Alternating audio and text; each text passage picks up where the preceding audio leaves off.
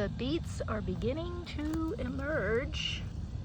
Yay! Little guys are popping up. Just watered them. If you're squeamish about things, don't look at the next part of the video. I'll give you a second or two to pan by it. However, the barn cats are doing their job. These are the remains of some sort of a rodent. Liver, head, and 1 foot. Oh my goodness, good job, kitties. The cardinal vine is still blooming and I'm watering the area. However, let me show you this over here. The sunflowers are beginning to ripen. So I've got 2 that actually made it through and produced some seed. This I'm going to save so it's already acclimated for next year here in New Mexico. Strawberries are still blooming and continuing to make runners, and more fruit is coming. I'm holding off to water this until the sun gets off of it so it doesn't shock the plants. And one more really exciting thing over here.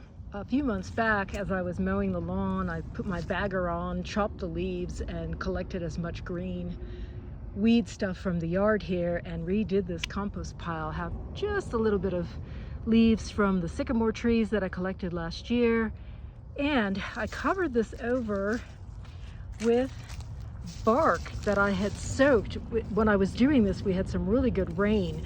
So I had soaked this bark and I covered this compost pile over, and it's still moist under here. So I'm gonna add more coffee grinds to this and some other greenery, and then soak the bark again and put it back on. We're in a super dry stretch right now here, so no chance of any rain. At least not for the rest of this week. Anyway, this was my little garden update. Thanks for joining me. See y'all in the next video. Till then. And just gonna show you quickly. Okay, it's been well soaked. Everything's been mixed in. Bark covering is soaked on both sides, and I'm gonna cover things back over with the tarp and then put this board on top of it as well. And keep you posted on how this continues to decompose. What I learned out here is just the leaves just sitting out here dry, absolutely nothing happens to them.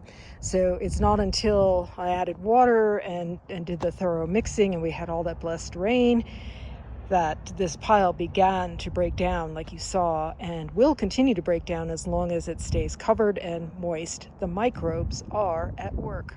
Little alpine strawberries I started from seed are also beginning to produce fruit, and they are delicious. One of the garden protectors. Oh, looking out for things here on the strawberries. A little manted.